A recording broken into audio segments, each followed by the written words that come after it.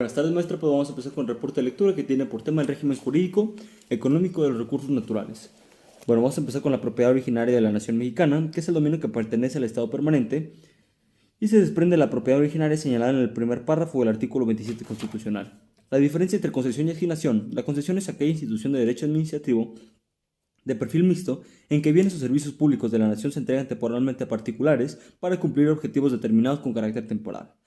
La asignación es un acto del Estado respecto de bienes de dominio público que se entregan o sea en empresas productivas del Estado. El desarrollo sustentable y aprovechamiento racional de los recursos naturales, en síntesis, es el que satisface las necesidades de las generaciones presentes sin comprometer las capacidades de las generaciones futuras para satisfacer sus propias necesidades. Las áreas naturales protegidas están bajo la administración de la CONAP y estas se dividen en la reserva de la biosfera, parques nacionales, monumentos naturales, áreas de protección de recursos naturales, santuarios naturales, áreas de protección de flora y fauna. El régimen jurídico del agua es la institución de derecho público cuya finalidad es proteger y conservar las aguas en cualquier forma que se encuentren. Nuestra Constitución Federal señala el fundamento para que el poder público ejerza su facultad de policía administrativa. En efecto, el párrafo tercero del artículo 27 constitucional otorga a la nación el derecho de regular en beneficio social el aprovechamiento de los elementos naturales susceptibles de la apropiación. Son propiedad de la nación las aguas de los mares territoriales en extensión de términos que fije el derecho internacional, las aguas marinas interiores, la de las lagunas, etc. Las aguas nacionales, señala la fracción primera del artículo tercero de dicha ley, son aquellas referidas en el párrafo quinto del artículo 27 constitucional de los Estados Unidos mexicanos. La Comisión Nacional de Agua y Trámites de Programas, que se establece en la CONAGUA, regula la programación hidráulica, establece los derechos de uso o aprovechamiento de aguas nacionales o normas para proteger concesiones o asignaciones y los derechos y obligaciones de los concesionarios y asignatarios. Vamos a ver el registro público de los derechos del agua. REPTA, como es su diminutivo, es la institución que otorga seguridad jurídica a los usuarios de aguas nacionales y sus bienes públicos inherentes, salvaguardando los derechos inscritos y vigilando que toda persona tenga derecho a que se le muestren los asientos registrales y obtener constancia de los mismos. En la elaboración de los títulos y su correspondiente registro en la REPTA, es una actividad en la que interactúan a nivel central las gerencias de registro público de derechos de agua y los servicios de usuarios.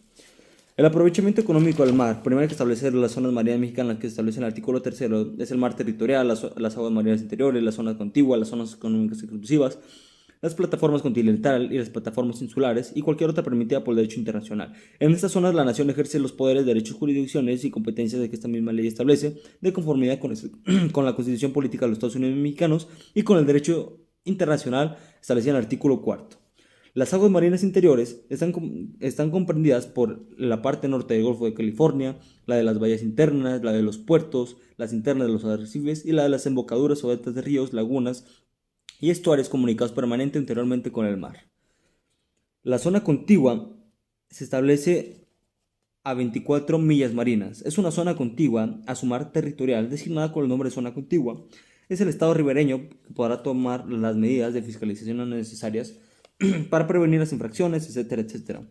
La zona económica exclusiva se establece en el artículo 55, que es la Convención del Mar, hace relación con señalar que se entiende como por zona económica exclusiva.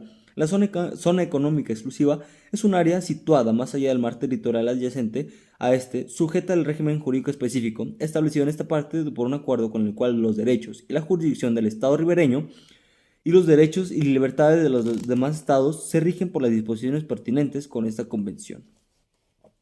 La Ley General de Pesca y Acuacultura Sustentables. Esta ley da conformidad con el artículo primero y es de orden público e interés social, siendo reglamentaria el artículo 27 constitucional y tiene por objeto regular, fomentar y administrar el aprovechamiento de los recursos pesqueros y acuícolas en el territorio nacional y las zonas sobre las que la nación ejerce soberanía y jurisdicción.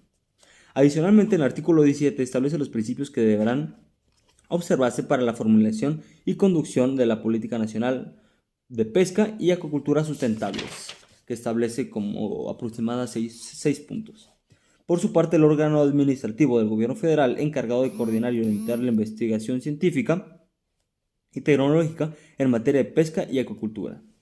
Por su parte, el título 12 establece lo relativo al Sistema Nacional de Información de Pesca y Acuicultura, que se integra con la siguiente información: la Carta Nacional Pesquera, la Carta Nacional Acuícola, el Registro Nacional de Pesca y Acuicultura, el informe de la Situación General de Pesca y Acuicultura en México con indicadores de su desarrollo, los tratados de acuerdos internacionales en materia mencionadas, las relaciones definitivas acerca de las concesiones, permisos para realizar actividades pesqueras y acuícolas y el anuario estadístico de pesca y acuicultura. Vamos a ver el tema de régimen jurídico minero metalúrgico. La ley minera del Diario Oficial de la Nación, publicada el 26 de junio de 1992, esta ley regula la exploración, explotación y beneficio de los minerales o sustancias que en vetas, mantos, masas o yacimientos que constituyen depósito cuya naturaleza se destina de los componentes de los terrenos. El artículo 2 se exceptúan la aplicación de esta ley el petróleo, los carburos de hidrógeno, sólidos, líquidos o gaseosos y los minerales reactivos, entre otros establecidos en el artículo. El artículo 10 señala que la exploración y explotación de los minerales o sustancias de materia de esta ley podrá realizarse mediante concesión por personas físicas de nacionalidad mexicana, ejidos y comunidades agrarias, pueblos y comunidades indígenas a que se refiere el artículo 2 constitucional y reconocidos como tales por las constituciones y leyes de las entidades federativas y sociedades constituidas conforme a las leyes mexicanas. Las asignaciones mineras confieren derechos sobre todos los minerales o sustancias sujetos a la aplicación de esta ley y tendrán una duración improrrogable de 6 años. Vamos a ver el tema de exploración, extracción, beneficio y cierre de minas. La exploración se avanza en este proceso de auscultación gradual, para lo cual son indispensables los permisos y autorizaciones de los dueños superficiales. La etapa de explotación ya supone obras mayores, ya sea en el esquema de suelo, subsuelo o cielo abierto, en donde se deben considerar varios servicios que acompañan la actividad minera, como energía eléctrica o alterna, aguas, vías de acceso, etc. En cuanto al beneficio, esta puede realizarse en un lugar cercano o distante del proceso extractivo, cuestión no menor a registrar y evaluar, pues los impactos ambientales a la comunidad y lugareños son más que evidentes. Contempla un cronograma, pues trata de prever y asegurar los restos, deslaves y materiales que quedan después de la explotación minera y deben ser previstos y cuantificados por el cierre de una mina. El registro público de minería y la cartografía minera. El registro público de minería tiene por objeto principal perfeccionar y publicar los actos y contratos sujetos de inscripción. Este registro está a cargo de un funcionario público que originalmente ocupa el cargo de subdirector de registro público de minería, que depende de la Dirección de Registro Público de Minería y Derechos Mineros de la Dirección General de Minas. Los servicios geológicos mexicanos, su objeto es promover el mejor aprovechamiento de los minerales y generar la información geológica de la nación. Tiene a su cargo la prospección de minerales, vías de asignación minera y formalmente apoya a las pequeñas y medianas empresas de minería. El régimen jurídico de hidrocarburos se establece en el artículo 4 del párrafo del artículo 27 constitucional. Es el fundamento de la legislación en esta materia, mismo que dispone: corresponde a la nación el dominio directo de el petróleo y todos los carburos e hidrógenos sólidos, líquidos o gaseosos. La ley de hidrocarburos. Esta ley se divide en 131 artículos y tiene por objeto regular la industria de hidrocarburos, permitiendo el ingreso de agentes económicos privados, nacionales y extranjeros en el reconocimiento de exploración superficial y explotación y extracción de hidrocarburos. El TLCAN, que impide terminantemente condicionar actividades económicas en la incorporación a procesos productivos e insumos, materias primas o servicios de carácter nacional mexicano. En síntesis, la reforma energética permite a las empresas productivas intervenir en toda la cadena de valor de los energéticos mexicanos. La Ley de Petróleos Mexicanos. Esta ley es reglamentaria del artículo 25, párrafo 4 de la Constitución. Tiene por objeto regular la organización, administración, funcionamiento, operación, control, evaluación y rendición de cuentas de las empresas productivas de los estados petróleos mexicanos. Pemex es una empresa productiva del Estado. La actividad petrolera del país ejerce predominantemente Petróleos Mexicanos Pemex. El carácter órgano público descentralizado, ahora con la reforma 2013, adquiere diversa naturaleza jurídica como empresa productiva del Estado. Los contratos para la inversión privada establecen la tipología de contratos que pueden celebrarse entre empresas productivas del Estado y o el Estado mexicano con terceros interesados. Contratos de servicios, práctica que ya ejercicia PEMES con contratistas privados y que permiten pagar una tarifa o precio por los servicios contratados. Contratos de utilidad compartida. Se retribuye al contratista con un porcentaje de ganancias que deja la venta del hidrocarburo o gas a terceros. Contratos de producción compartida. Se retribuye a las empresas contratante con parte de los hidrocarburos obtenido antes de ser procesado. Contratos de licencia. La empresa contrata un perímetro o área y no solo uno o varios, y lo obtenido se lo vende a precios de mercado a empresas productivas del Estado. La autorización de registro contable y de reservas asignadas se trata de hipotecar en favor de privados un recurso natural de la nación que, según vimos, tiene carácter inembargable e imprescriptible. El fomento a proveedores nacionales y la contravención a las reglas de origen nacional de los tratados de libre comercio. Conviene precisar que en los tratados de libre comercio, incluyendo el TELCAN, establece claramente la prohibición de exigir requisitos de origen para los productos que entreguen a competir con productos extranjeros. El régimen jurídico de la energía. Como recurso natural no renovable, la energía eléctrica anteriormente se ubicaba como reserva exclusiva en el artículo 27 constitucional, párrafo 6. En materia de energía eléctrica, la reforma constitucional de 2013 elimina la exclusividad de la nación CFE en la generación, conducción y transformación de la misma, pues la nueva redacción respectiva al artículo 27 constitucional señala que corresponde exclusivamente a la nación, planeación y control del sistema eléctrico nacional. La CFE, empresa productiva del Estado. La CFE cambió su naturaleza jurídica, transformándose en una empresa productiva del Estado. Posteriormente, el artículo 4 de dicho ordenamiento establece su finalidad de la CFE y señala que la Comisión Federal de Electricidad tiene como fin el desarrollo de actividades empresariales, económicas, industriales y comerciales en términos de su objeto, generando valor económico y rentabilidad para el Estado mexicano como su propietario. Ahora bien, para comprender mejor el artículo 4 es necesario comprender el objeto al que se hace referencia. El mismo se encuentra regulado por el artículo 5 y se refiere a prestar el servicio público de transmisión y distribución de energía eléctrica. La CFE se reduce a ser un mero planeador y coordinador de los contratos con la provisión de participar en la generación de electricidad. El Sistema Eléctrico Nacional, o el CEN, es el conjunto de redes centrales y toda infraestructura para llevar a cabo la tarea de generación y transmisión y distribución de energía eléctrica. El artículo 3, para los efectos de esta ley, se entenderá por: el Sistema Eléctrico Nacional está integrado por la Red Nacional de Transmisión, las redes generales de distribución, las centrales eléctricas que generan energía eléctrica de red nacional y transmisión a las redes generales de distribución, los equipos e instalaciones del CENACE, utilizados para llevar a cabo con el control operativo del Sistema Eléctrico Nacional y los demás elementos que determine la Secretaría.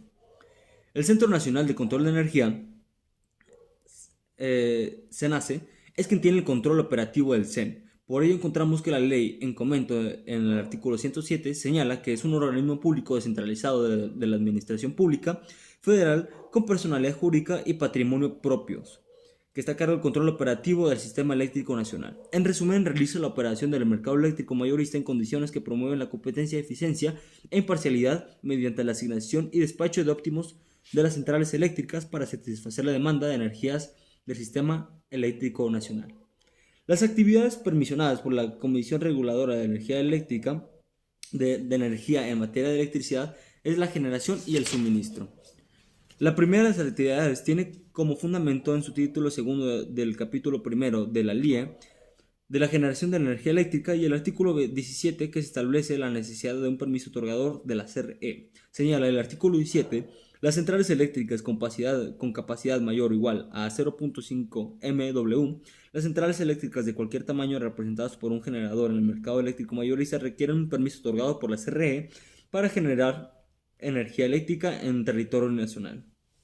Ahora bien, respecto al suministro eléctrico, el artículo 3 de la fracción segunda de la ley que hasta ahora se ha comentado señala lo que se entiende por suministro eléctrico. Se entiende por un conjunto de productos y servicios requeridos para satisfacer la demanda y consumo de energía eléctrica de los usuarios finales, regulado cuando corresponda por la CRE y comprende la representación de los usuarios finales del mercado eléctrico mayorista, adquisición de la energía eléctrica y productos asociados, etc. Vamos a empezar con la energía nuclear. El artículo 27 constitucional en materia nuclear es la encargada de regular las cuestiones relacionadas con ese tipo de energía, tales como la exploración, explotación y beneficio de materiales radioactivos, así como el aprovechamiento de combustibles nucleares.